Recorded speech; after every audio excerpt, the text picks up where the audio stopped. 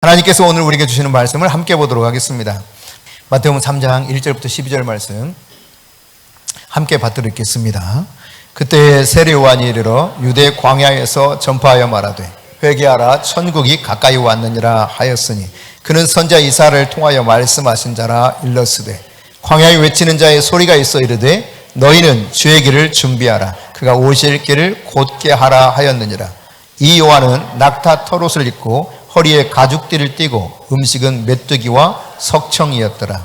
이때 예루살렘과 온 유대와 요단강 사방에서 다 그에게 나와 자기들의 죄를 자복하고 요단강에서 그에게 세례를 받더니 요한이 많은 바리새인들과 사두개인들이 세례 베푸는 데로 오는 것을 보고 이르되 독사의 자식들아 누가 너희를 가르쳐 임박한 진노를 피하라 하더냐. 그러므로 회개에 합당한 열매를 맺고 속으로 아브라함이 우리 조상이라고 생각하지 말라.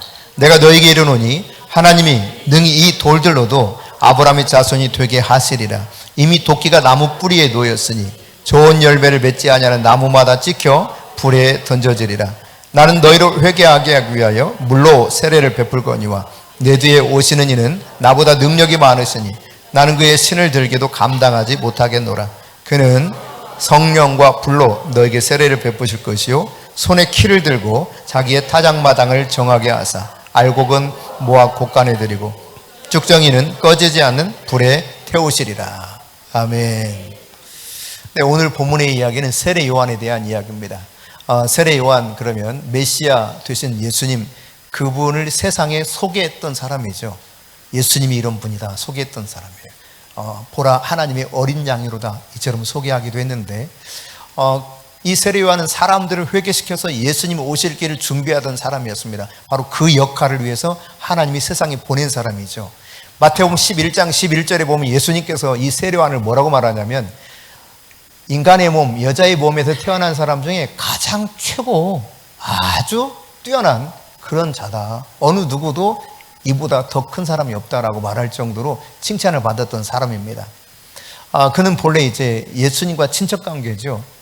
제사장 사가랴의 아들이었습니다.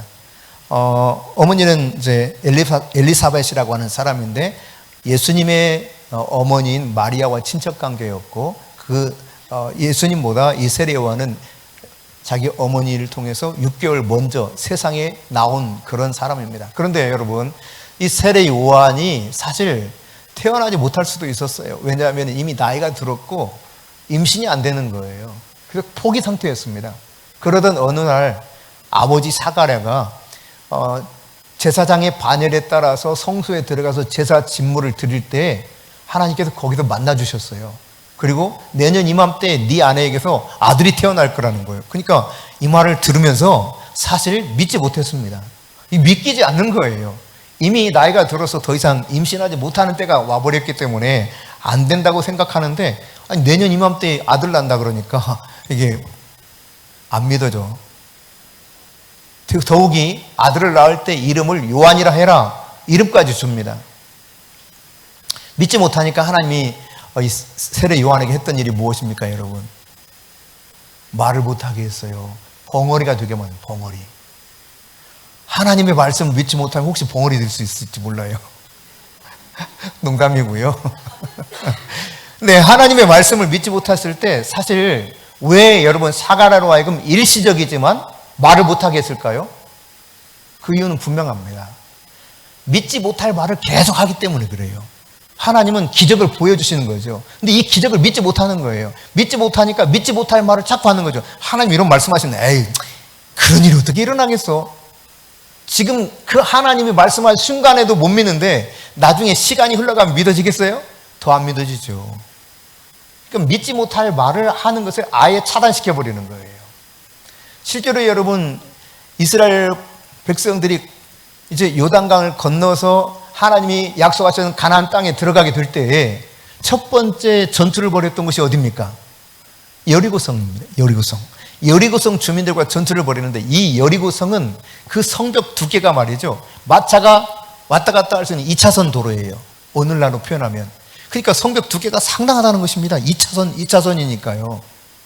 게다가 여러분 이 성벽이 두 개예요. 이런 성벽이 두 겹으로 있습니다. 그러니까 너무너무 든든하고 탄탄한 성벽으로 이루어졌기 때문에 사실 여리고성을 무너뜨린다고 하는 것은 이스라엘 백성으로서는 이게 엄두가 안 나는 일일 것입니다.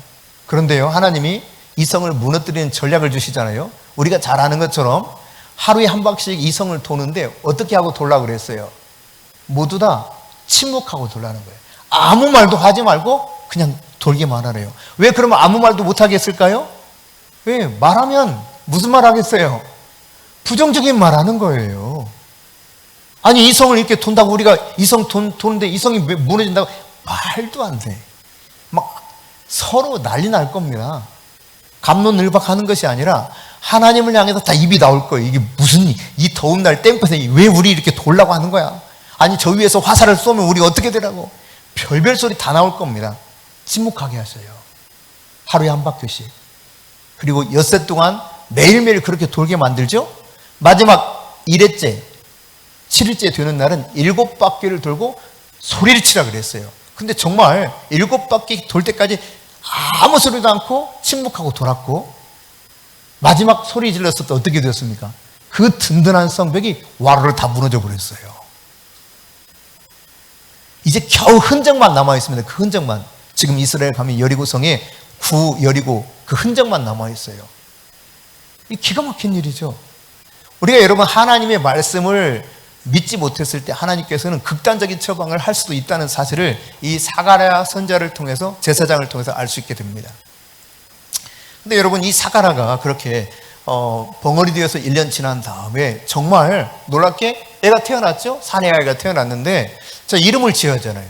이름을 지을 때 그 당시 보통 아버지가 이름을 이렇게 이야기합니다. 우리 아들 이렇게 해주세요.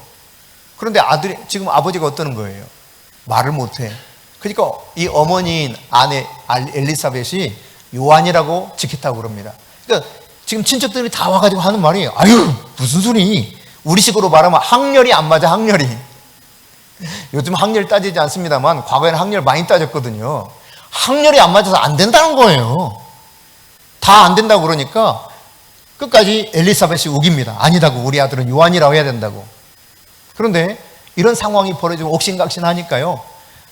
남편인 사가랴가 서판을 달라고 그래요. 그러니까 아마 종이를 달라고 했는지 아니면 다른 칠판으로 대용으로 쓸 수 있는 걸 달라고 했는지 가져오게 합니다. 거기다 이름을 쓰죠. 뭐라고 씁니까? 요한 그렇게 쓰는 거예요. 사람들이 깜짝 놀래요. 그 순간 벙어리로 살았던 1년간 그렇게 전혀 말을 하지 못했던 사가랴의 입이 열립니다. 그러면서 이제 축하하는 이런 분위기로 갔던 것이 바로 세례 요한의 출생에 담긴 이야기죠. 네, 그렇게 세례 요한은 태어났고 성장해서 나중에 어디에 살았느냐? 광야에 들어가서 살아요. 광야. 사해바다 서쪽으로 내려가서 저 서남쪽으로 내려가 가지고 거기 광야에서 활동하면서 지내는데 그는 이 광야에서요 메뚜기와 석청을 먹고 그리고 그 복장은 뭐라 그랬습니까? 낙타 토롯을 입고 가죽으로 띠를 띄었다는 거예요. 이야, 아주 화려한 것 같죠? 낙타 토롯. 그 시대는 유행했던 옷, 고급 옷이 뭔지 아십니까? 부드러운 양토롯입니다. 부드러운 양토롯이 최고급이었어요. 사치스러운 사람들이 사용하던 그런 옷입니다. 반면에 돈이 없는 사람들은 1년에 한두 차례 낙타 털을 깎아요. 이게 뻣뻣하고 안 좋아요. 그냥 그 슬렁슬렁 해가지고 이렇게 지어가지고 그것을 옷을 걸치듯이 걸칩니다. 그런 다음 이게 헐렁하니까요. 이것을 조이기 위해서 가죽으로 이렇게 띠를 띠는 거예요. 바로 그런 모습으로 지금 세례 요한이 광야에서 지낸다는 이야기입니다. 그러니까 사치스러운 삶에 대해서 일종의 저항하는 모습처럼 보이기도 하면서 회개를 촉구하는 그런 양상을 띠고 있는 것이 세례 요한의 복장에서 보여지는 것입니다. 그런가 하면 그는 메뚜기와 석청을 먹었다 그랬어요. 여러분 과거에 메뚜기 많았습니다. 들판에 가면 메뚜기가 이리 뛰고 저리 뛰고 그냥 그 메뚜기 그냥 손으로 잡는 거 아주 쉽게 잡을 수 있었습니다. 지금이야 흔치 않아요. 그러나 제가 어렸을 때만 하더라도 메뚜기는 흔해 빠진 것 중에 하나였고, 심지어 메뚜기가 많아지기 시작하면 농부들은 정신이 없었어요. 빨리 뭔가 조치를 취해야 됐었거든요. 근데 이 시대에 이제 메뚜기를 레위기에 보면 먹을 수 있는 음식 가운데 하나, 곤충 종류 중에 하나가 바로 메뚜기입니다. 부정하는 것이 아니라 정결한 음식으로 지정되어 있어요. 그래서 이 메뚜기를 먹으면서 지내는데, 흔해 빠진 들에 흔해 빠진 것이죠. 그리고 석청이라고 하는 것은 영어로 본 와일드 한이에요. 와일드 한이. 들에 있는 꿀입니다. 그것이 이제 트리 한이냐 아니면 비 한이냐 뭐 이런 논란이 있어요. 벌꿀이냐 아니면 나무에서 난 꿀이냐. 나무에서 나는 것 중에 그러면 뭐냐? 대추야자일 것이다, 무화과일 것이다, 뭐 등등이 있어요. 근데 이런 것들은 시간이 좀 흘러가면 흘러갈수록 점점 당도가 높아지는 특징이 있죠. 특히 대추야자 같은 경우는 엄청나게 답니다. 그래서 이것이야말로 꿀이다 이렇게 말하는 사람도 있어요. 아니다, 벌이 꿀을 만들어 놓은 야생 벌꿀을 말한다. 뭐 이것이든 저것이든 어쨌든 야생에서 나는 것을 먹고 지냈다는 이야기입니다. 다른 말로 말하면 아주 검소하게 그저 그냥 굶지 않고 사는 정도, 그냥 옷도 그냥 대충 걸치고 사는 이런 삶을 살았다는 이야기죠. 그러면서 이 광야에서 지나게 되는데, 사실 여러분 광야라고 하는 것이 인생을 비유적으로 표현할 때도, 특히 고단한 인생을 표현할 때 광야라는 말을 하기도 하는데, 성경에서 구약 성경에서 특히 이 광야라고 하는 것은 굉장히 시각적으로 중요한 의미를 가지고 있는 곳입니다. 먼저 여러분, 광야 그러면 이스라엘 백성들이 출애굽한 다음에 광야길을 40년 지냈잖아요. 40년. 이 40년 동안 광야를 지내는데, 이 광야에서요, 여러분이 이스라엘 가가지고 광야가 어떤 것인가를 보면 알 수가 있어요. 살 수 없는 조건입니다. 살기가 어려워요. 그냥 거기서는 먹을 것 구할 것도 없어요. 나무, 풀도 잘 자라지 않습니다. 우리나라는 산에 나무 없는 산은 이상하잖아요. 그러나 이 이스라엘에 가게 되면 산들이 다 말하자면 이 유대 광야 쪽은 나무가 구경하려면 구경하기 어렵습니다. 시띠나무 어쩌다 한번 볼 수 있어요. 진짜 어쩌다 한번. 그리고 풀도 진짜 어쩌다 한번 구경만큼 그런 곳입니다. 그러니까 재배할 수도 없고 뭐 먹을 것을 구할 수도 없는 거예요. 그러나 하나님께서 이 세심하게 그들에게 먹을거리를 제공해 주죠. 만나와 메추라기를 주십니다. 길쌈을 할 수가 있습니까? 뭘 할 수가 있습니까? 어디서 가가지고 거래를 할 수가 있습니까? 아무것도 못합니다. 그런데 옷이 40년 동안 헤어지지 않게 하세요. 신발도 닳지 않게 만들어 주세요. 게다가 여러분, 광야 40년 걸어갑니다. 근데 이 광야를 걸어갈 때 시편의 말씀에 보면은 무릎 아픈 자도 없었다는 거예요. 무릎과 허리 아픈 사람도 없어. 하나님이 40년간 아주 튼튼하게 해주셨어요. 다른 말로 말하면, 지금까지 말한 것을 그냥 압축해서 한마디로 말하자면, 정말 하나님께서는 너무너무 세미하게, 게다가 여러분 그것뿐입니까? 불기둥과 구름기둥으로 그들을 보호하시거나 혹은 인도하셨거든요. 어디로 가야 될지 그분이 안내가 되어주셨고, 반석에서 물을 내주셨습니다. 만나와 메추라기 내려주셨습니다. 네. 충분한 저들이 살아갈 수 있는 여건들을 다 만들어 주셨어요. 적들로부터 보호해 주셨습니다. 짐승들이 그들을 해치지 못하도록 막아주셨습니다. 얼마나 세미하게 하나님이 그들을 구체적으로 만나주시고 인도해 주셨는가, 이것을 알 수 있는 것이 바로 광야라는 사실이에요. 그러니까 여러분, 하나님 때문에 인생이 광야와 같은 세월을 살아간다면 하나님을 정말 깊이 만날 수 있는 은혜가 열린 겁니다.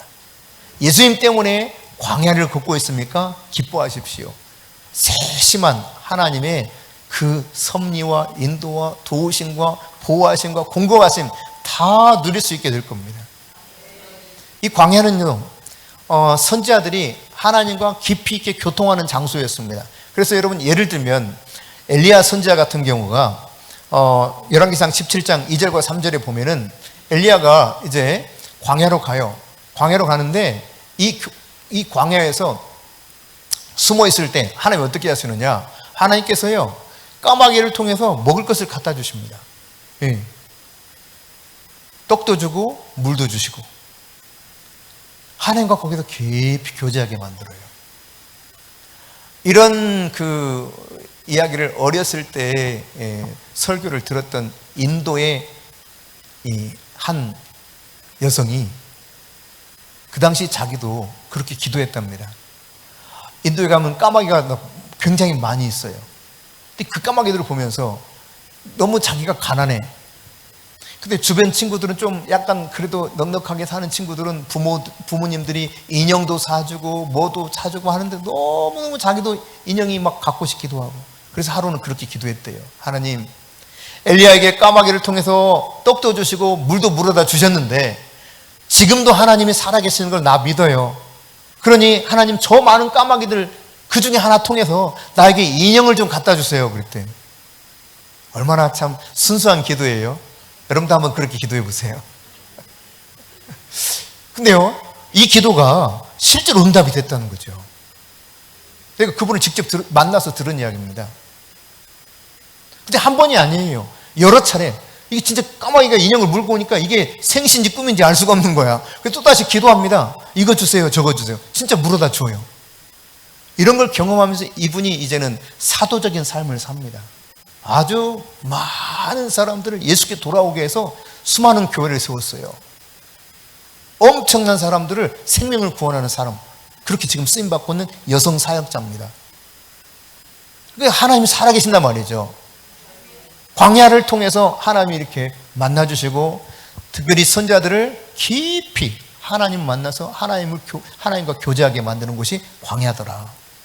그런가 하면 여러분, 이 열왕기상 19장에 보면은 엘리야가 누구에게 쫓기느냐, 이세벨이라고 하는 여인에게 쫓깁니다. 협박을 받으면서. 그래서 광야로 막 달아나요.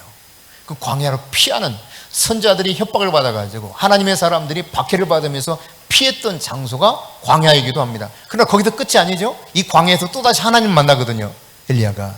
그러니까 광야는 이처럼 하나님을 신실하게 섬겼던 선자들이 하나님을 깊이 있게 만났던 그런 장소예요. 여러분, 예수님은 어떻습니까?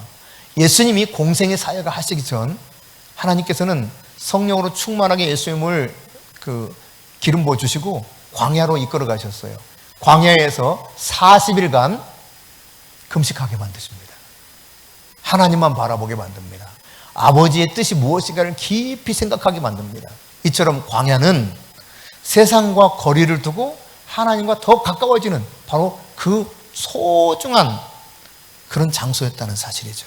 그러니까 인생이요, 고달프고 힘든 것이 이것으로 내 인생이 그냥 내 인생은 정말 왜 그렇게 고달프고 힘들까? 이것으로 끝나지 않아요. 그 속에서 내가 하나님을 만나게 되었을 때 내 인생이 얼마나 풍성한 인생인가를 알 수 있습니다. 얼마나 하나님이 세심한가를 깨달을 수 있습니다. 하나님이 얼마나 놀라운가를 거기서 경험할 수 있게 되는 거예요. 아, 하나님이 이런 분이구나. 구체적으로 깨달고 나를 향한 하나님의 부르심 무언가, 이것도 알 수 있는 것이 바로 광야입니다.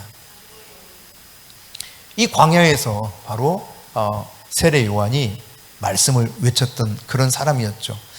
이 세례 요한에 대해서요, 예수님께서 하셨던 말씀이 있는데 그 말씀을 하기 전에 말라기라고 하는 선지자가 있습니다. 선지자 중에서 맨 구약시대에 마지막 활동했던 선지자입니다. 이후로 선지자가 나오지 않았어요. 예수님 시대 세례 요한까지. 세례 요한이 나타나기 전까지 말라기 이후로는 선지자가 나오지 않았습니다.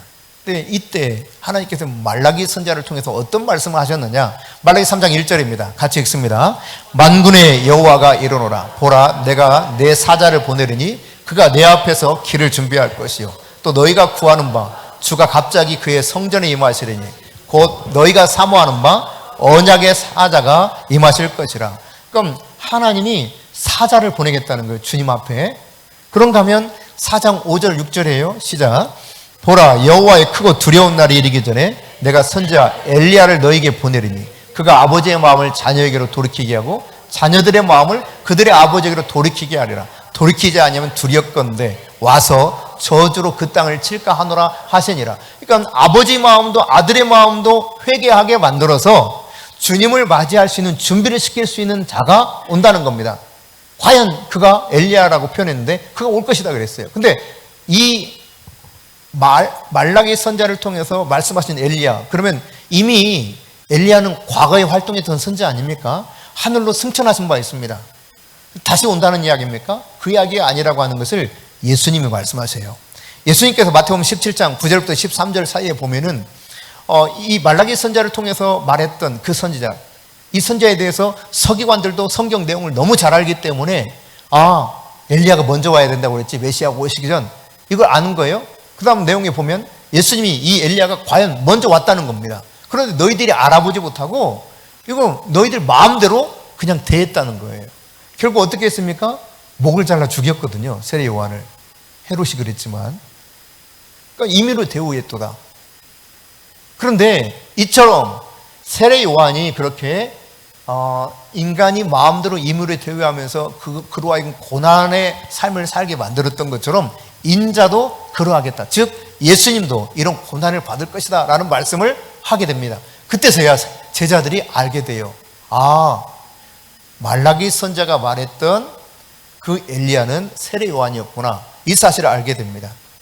그러니까 그 엘리야가 바로 세례 요한이었고, 세례 요한은 말씀드렸던 것처럼 와서 낙타 털옷을 입고 부유하고 사치스러운 삶을 살아가는 자들에게 몸을 통해서 회개의 메시지를 외칠 뿐만 아니라 하나님이 주신 메시지를 받아서 회개하라고 외칩니다. 그가 외쳤던 메시지가 무엇입니까? 여러분도 잘 아시죠?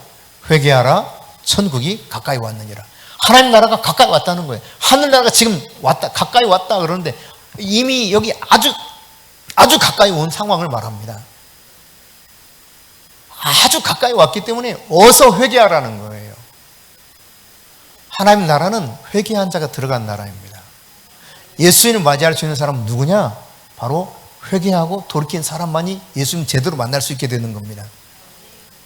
오늘날 여러분, 우리가 살아가면서 무엇을 중요하게 여기냐면 소위 여론입니다.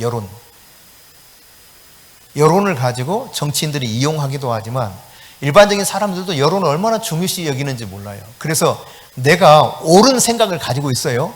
내 생각이 옳아, 성경적으로 바른 생각이야. 그런데 여론이 그렇지 않아. 그러면 사람들은 어떻게 합니까? 일반적으로 진짜 핍박받을 각오가 되어 있지 않은 신실한 믿음이 없는 사람들은 대체로 여론에 그냥 자기도 같이 자기 생각 다 그냥 내 생각은 그렇지만 사람들이 워낙 이런데 내가 이 대세를 따라야지, 그렇지 않으면 나 피곤해 하고 거기 묻혀버립니다.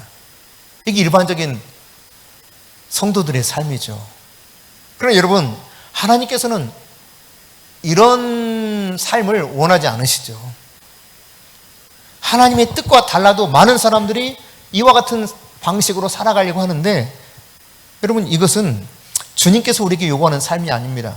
주님은 좁은 길, 협착한 길로 우리를 인도하겠다 그랬거든요. 넓은 길이 아닙니다. 많은 사람이 가는 길이 아닙니다. 아주 협착해서요, 사람들이 안 따라가려고 하는 그 길로 인도하겠다는 거예요.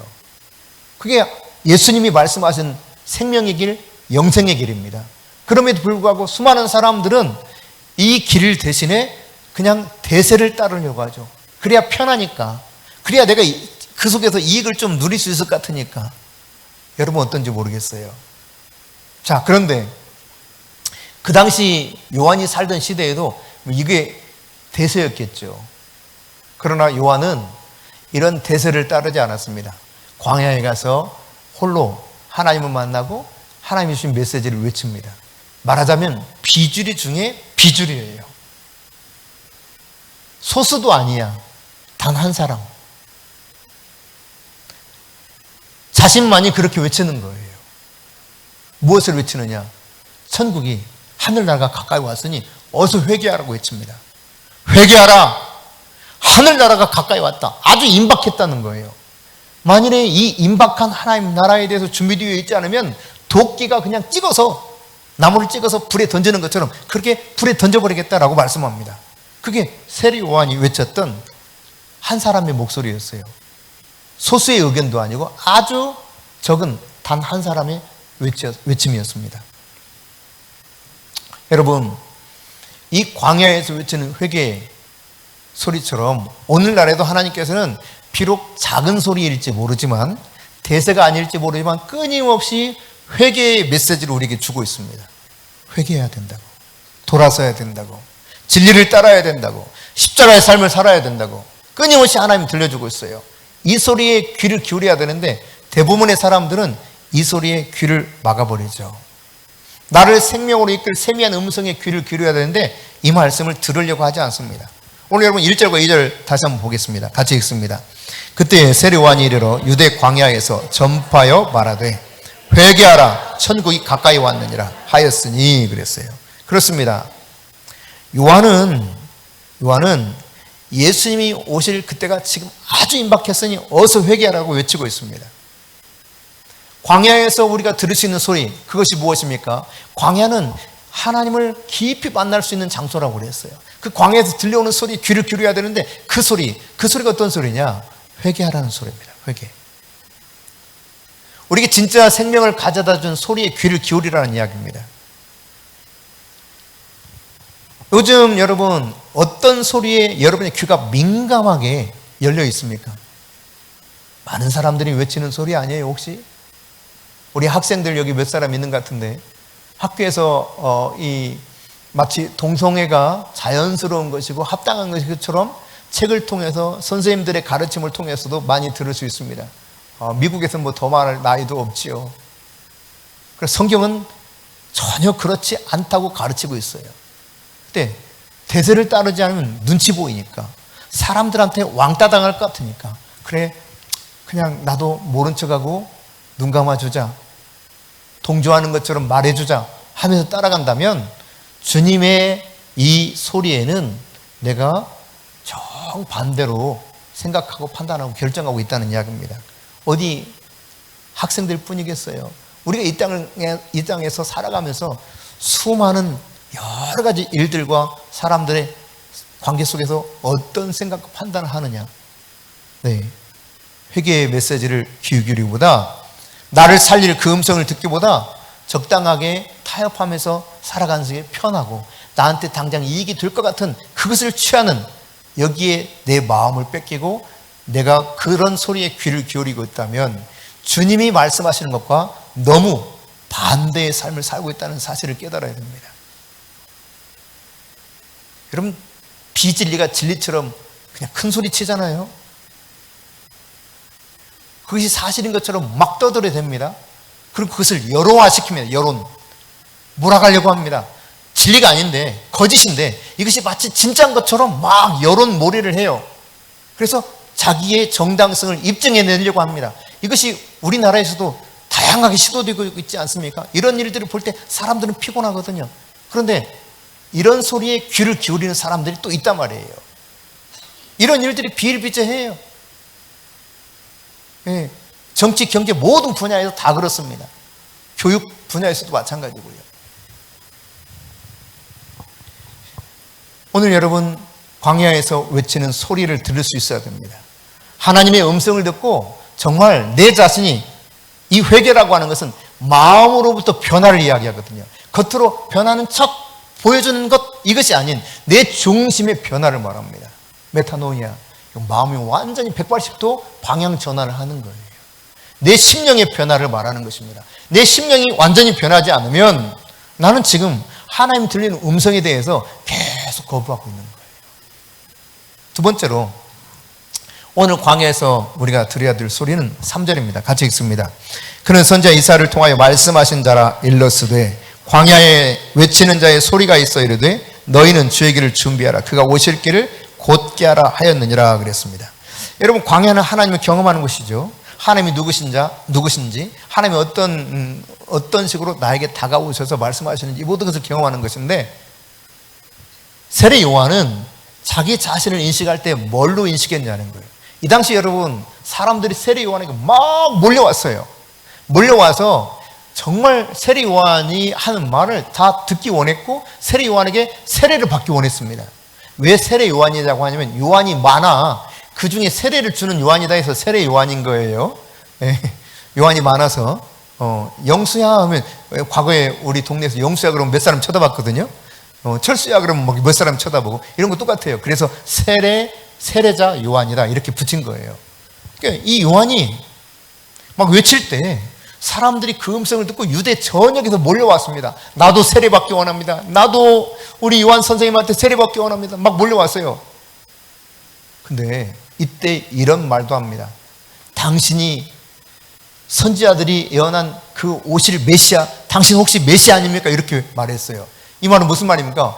엄청나게 요한이 비록 그냥 광야에서 외치는 소수자 그 한 사람이었지만 엄청난 그 시대에 영적인 파장을 일으켰다는 이야기고 인기가 급상승했습니다. 최고였습니다. 그럼에도 불구하고 요한은 자기를 일컬어서 뭐라고 말하는 것입니까? 나는 광야에서 외치는 소리에 불과하다는 거예요. 소리. 여러분, 우리의 존재가 소리에 불과하다는 사실을 잊지 말아야 됩니다. 소리는 잠깐 있다가 사라집니다. 우리가 지난주에 역대상 29장을 통해서 다윗에 감사하는 내용을 살펴봤었습니다. 그 중에 이제 다윗이 네 번째로 살펴본 게 뭐였냐면, 다윗이 자기를 인식할 때 어떻게 인식했냐는 거예요. 왕입니다. 엄청난 권력이 있어요. 그리고 그는 엄청난 돈이 많았죠. 여러분, 개인 돈으로 금만 100kg을 100톤을 들였으니까 상상해 보세요. 그것도 5빌의 금입니다. 금 중에 금이라고 하는 최상품의 금을 100톤을 하나님께 드렸습니다. 금덩어리만. 이게 여러분 170톤이 22조 6,700억이니까 제가 지난주에 계산했고 말씀드렸잖아요. 170톤이 그러니까 이게 5,000달란트, 3,000달란트가 100톤인데 그러니까 그렇게 하면 대략 한 4, 5조 정도 되겠죠? 14, 5조 정도를 다윗이 드릴 수 있었어요. 하나님께. 어마어마한 재산이죠. 이거 외에도 은, 철, 돌, 동 뭐 드렸으니까 20조 이상 드린 겁니다. 그런데 다윗은 자기를 향해서 뭐라고 말하느냐? 나 왕이야, 까불지 마, 이런 태도를 취하지 않았습니다. 나 돈이 얼마나 많은 줄 알아? 이런 으쓱대는 마음도 없습니다. 그는 뭐라고 표현합니까? 나는 그저 지나가는 그림자에 불과하다. 이게 인생인 겁니다, 여러분. 이사야 40장에서 뭘 말합니까? 인생은 풀과 같고 그 영화도 풀의 꽃과 같다는 겁니다. 풀은 마르고 꽃은 시듭니다. 그러나 하나님의 말씀은 영원합니다. 그 하나님의 말씀이 오늘 다윗을 통해서 인생이 지나가는 그림자에 불과하다 말했다면 이 지금 세리와는 뭐라고 말하는 것입니까? 나는 광야에서 외치는 소리에 불과하다는 거예요. 여러분, 광야에다 가지고 아무리 큰 소리 외쳐보세요. 큰 소리 잠깐 있다 사라져버립니다. 그게 나라는 겁니다. 사람들은 나를 메시아라 하기도 하고 그냥 대단한 선자로 추앙하고 있는지 모르지만 나는 그저 외치는 광야에서 외치는 소리에 불과하다. 그렇습니다, 여러분. 우리의 모든 것은 그냥 주님만 알아주시면 돼요. 우리는 내가 자꾸 뭔가를 자리매김하고 싶어 해요. 내가 더 드러나기를 원해요. 내가 더 인정받기를 원해요. 그러나 우리는 소리에 불과하다는 사실을 깨달아야 돼요. 하나님이 나를 알아주시면 오케이예요. 만족스러운 거예요. 근데 여러분, 아무리 사람들이 알아준들 하나님이 나는 너 모른다 그러면 어떻게 해요? 말짱 아무것도 아닌 거죠. 예수님이 그렇게 말씀하지 않았습니까? 주여 주여 하는 자마다 하나님 나라에 갈 수 없다는 거예요. 내 뜻대로 행하는 자에 갈 수 있다고 그랬는데 사람들이 그랬어요. 나는 주의 이름으로 선지자 노릇하고, 그러니까 정확하게 예언했다는 이야기입니다. 엄청난 역할을 한 거예요. 하나님의 메시지를 받아 그대로 전했던 사람이에요. 나는 주의 이름으로 병든 자를 고치고 나는 주의 이름으로 어쩌고. 근데 예수님 뭐라고 말씀하세요? 나는 너를 도무지 모른다. 너희들은 나는 도무지 너희들을 모른다 그랬거든요. 그리고 하셨던 말씀이 바로 그겁니다. 주의 뜻대로 행한 자라야 하나님 나라에 합당한 자라는 것입니다. 여러분, 그러니까 하나님이 알아주지 않으면 아무것도 아니에요. 여러분, 세상에서 돈 많은 사람들 부러워하죠? 부러워할 필요 있어요, 없어요? 없다는 이야기입니다. 궁극적으로 누가 영원한 기업을 누리냐, 이게 중요한 거죠.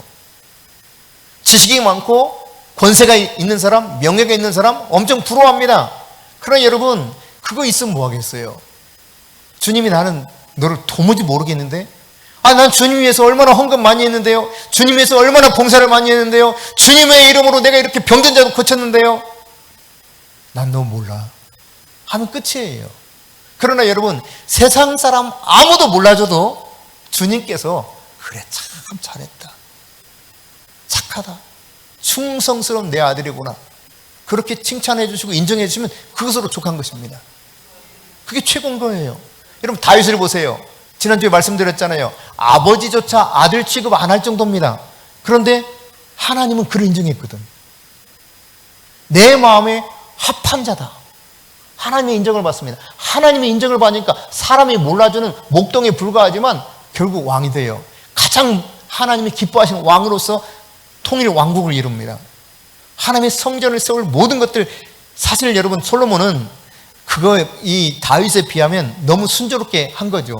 왜냐, 여러분 이 성전 설계도도 누가 받았어요? 솔로몬이 받은 게 아니에요. 하나님께서 다윗에게 성전 설계도 다 주셨습니다. 예를 들어서 이게 성전의 기구라면, 성전의 그릇이라면 이 성전에 금을 얼만큼 입혀야 될 것인가, 이런 것도 아주 세세하게 하나님으로부터 다윗이 다 받았어요. 그걸 다 일일이 다 기록했습니다. 그리고 여기에 들어갈 금덩어리가 얼만큼 되겠다 싶어가지고 자기가 가진 거 그거 털어 넣은 거예요. 금 100톤 등등등을. 15조 정도 될 겁니다. 금덩어리만.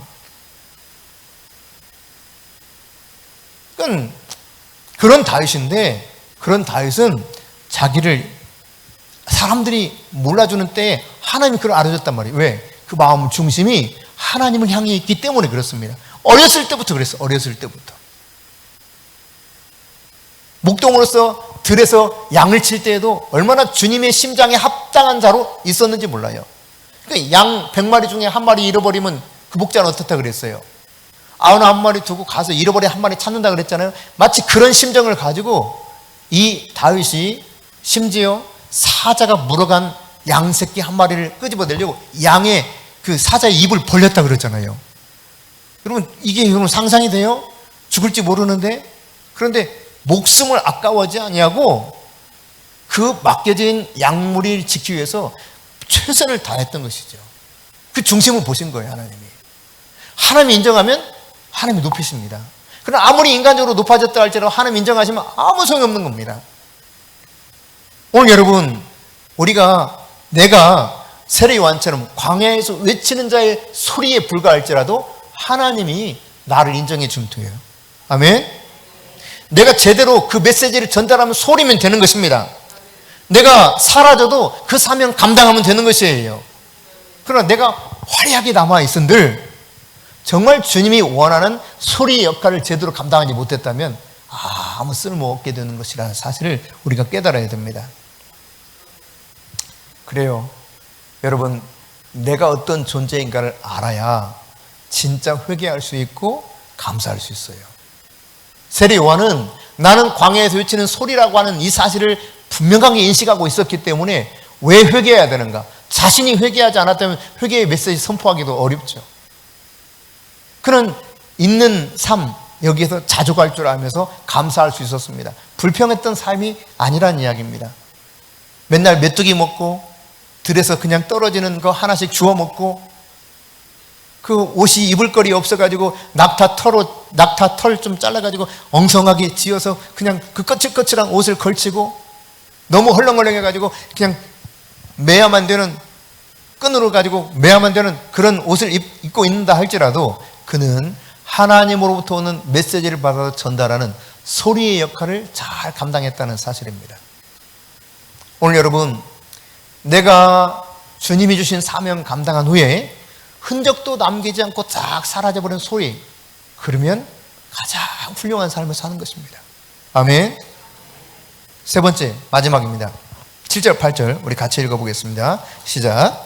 요한이 많은 바리새인들과 사두개인들이 세례 베푸는 데로 오는 것을 보고 이르되 독사의 자식들아, 누가 너희를 가르쳐 임박한 진노를 피하라 하더냐. 그러므로 회개에 합당한 열매를 맺고. 여러분, 바리새인들과 사두개인들이 세례받으러 막 몰려와요. 그때 여러분 지금 이 말은 그 당시 주류들입니다. 주류. 아주 종교적으로나 정치적으로나 가장 뛰어난 존재에 속하는 부류들이 바리새인과 사두개인들이에요. 여기 이제 함축된 의미가 있죠. 막 주류들이 몰려와서 세례 달라고 해요. 그러니까 막 우쭐해질 수 있는 상황이죠. 그러나 진리를 선포해요. 뭐라고 말합니까? 독사의 자식들아, 그렇게 표현합니다. 누가 너희를 가르쳐 임박한 진노를 피하라 하더냐. 회개에 합당한 열매를 맺고 오라는 거예요. 목사님 저 예수 믿기로 했고요. 예수 잘 믿어볼게요. 저 세례 좀 주세요. 했는데 제가 갑자기 독사의 자식아 가서 누가 너에게 임박한 진노를 이걸로 피하라고 하더냐? 회개에 합당한 열매를 맺고 와! 그렇다면 여러분 어떻게 하겠어요?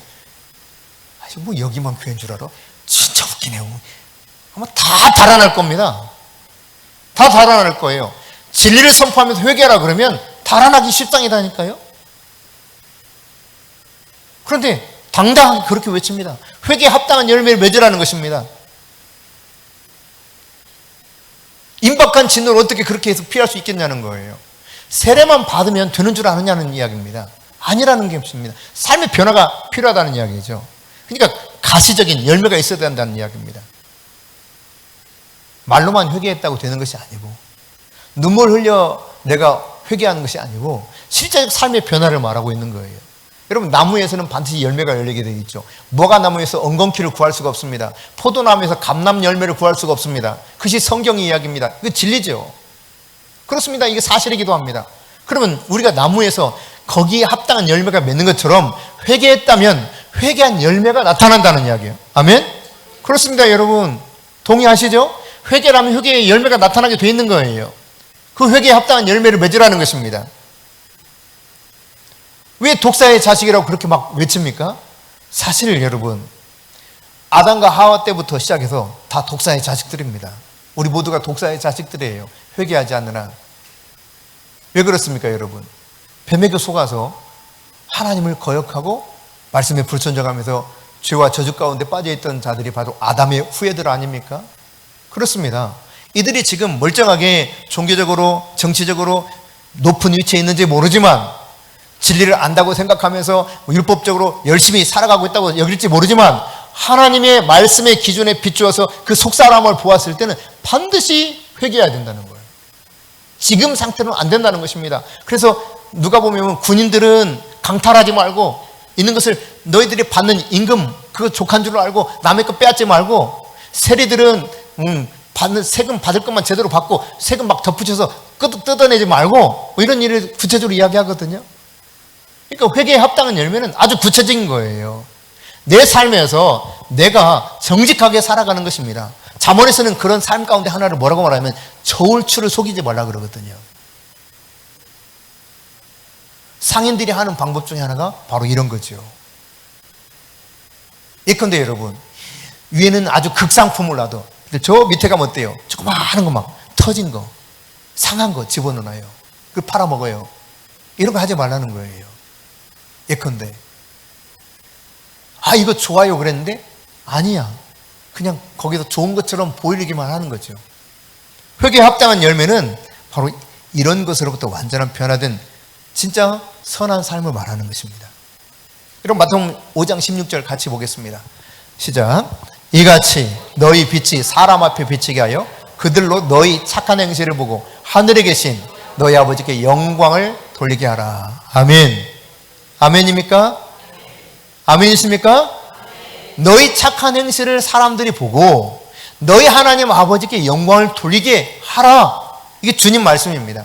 주님이 말씀하셨던 가운데 가장 중요한 핵심적인 말씀이 마태복음 5장, 6장, 7장이에요. 산상수훈이라고 그러죠. 그 중에서 초입 부분에 나오는 말씀입니다. 그러니까 아주 중요한 말씀을 하고 있는 거예요. 너희 착한 행실이 반드시 필요하다는 거죠. 바뀐 삶이 필요하다는 것입니다. 삶이 변해야 돼요.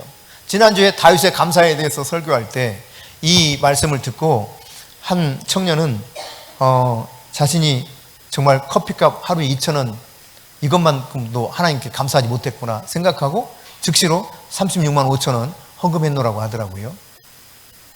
또 어떤 청년 하나는 자기가 예수 믿은 지 1년 됐는데 가만히 생각해보니 하나님께 감사를 안 했더래요.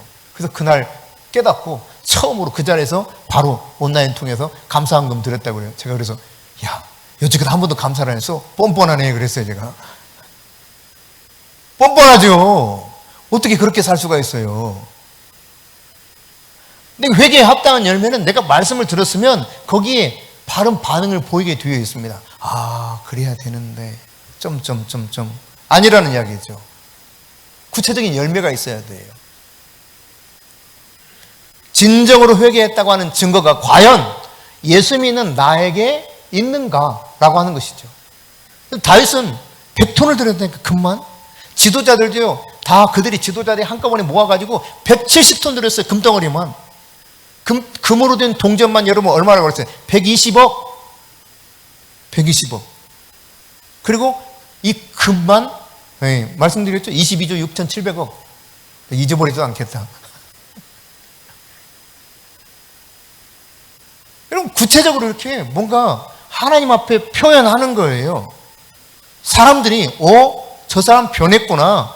예수 믿더니 변했구나. 라고 인정하게 되는 삶에서 열매가 필요하다는 이야기입니다. 이 열매 없는 삶은 아무것도 아니에요. 도끼로 찍어서 불에 던져버리는 거는. 지금 그 이야기 하는 거예요. 회개에 합당한 열매가 없을 때는 마치 도끼로 찍어서 나무를 불에 던져버리는 것처럼 너의 회개에 합당한 열매가 없을 때는 아무리 예수님께 나와봐라, 세례를 받아봐라, 종교적인 생활을 열심히 해봐라, 소용없다는 겁니다. 다 결국 지옥불에 들어간다는 이야기입니다. 한마디로 말씀드리면. 여러분, 실컷 신앙생활 했다고 생각하는데, 예수 잘 믿었다고 생각하는데, 지옥에 들어가는 그 지옥불에 영원토록 꺼지지 않은 그 지옥불에서 지내야 된다고 상상만 해도 끔찍한 이야기 아닙니까? 그러니 여러분, 회개에 합당한 열매가 필요해, 안 해요? 반드시 필요한 것입니다. 회개에 합당한 열매를 맺으라고 광야에서 우리에게 하나님이 이 세례 요한을 통해서 말씀하는 것입니다. 우리 같이 이 시간 기도하기를 원합니다. 1, 2분만 기도하십시다. 말씀을 여러분이 붙잡고 1, 2분만 함께 기도하기 원합니다. 우리 주여 부르고 기도하겠습니다. 주여, 오 아버지 하나님, 오늘 광야에서 세례 요한이 외치는 소리를 통하여서 우리가 오늘 또 말씀해 주신 것을 감사합니다. 오 하나님 아버지시여, 오늘 우리가 이 시간 하나님 들었던 말씀처럼 회개하라고 외치는 그 말씀 귀 기울여 듣기를 원합니다. 그럴싸한 대세를 따르는, 그래서 나에게 이익이 될 것 같고 편한 삶을 보장해주는 그 소리에 내 귀가 열려있는 것이 아니라, 비록 좁은 길일지라도, 협착할지라도, 고난의 길일지라도 회개하라는 음성에 귀를 기울일 줄 아는 자 되게 도와주시옵소서. 하나님 아버지, 나라고 하는 존재가 얼마나 보잘것없는 존재인가. 그저 나는 하나님의 말씀을 받아서 외치는 소리에 불과한 사실을 잘 깨닫고 겸손하게 내 모습을 그대로 있는 그대로 인정하며 살아가게 도와주시옵소서. 그래서 진정한 회개와 진정한 감사가 우리 안에서 넘쳐나기를 원합니다. 하나님 아버지와 또한 간구하오니 회개에 합당한 열매가 반드시 필요하다는 사실을 오늘 말씀을 통해서 깨닫사오니 주님, 돌이켜야 될 부분 무엇인지 깨닫게 도와주시옵시고, 이제라도 하나님 아버지여 회개에 합당한 열매를 통하여 너희 착한 행실을 보고 너희 하나님 아버지께 그들이 영광을 돌리게 하라 했던 주님의 말씀처럼 하나님 아버지여 우리의 변화된 삶을 사람들이 확실하게 인지하고 그 변화된 모습을 바라보면서 아버지 하나님께 영광을 돌릴 수 있는 귀한 삶이 될 수 있도록 우리를 이끌어 주시옵소서. 예수님의 이름으로 기도드립니다. 아멘.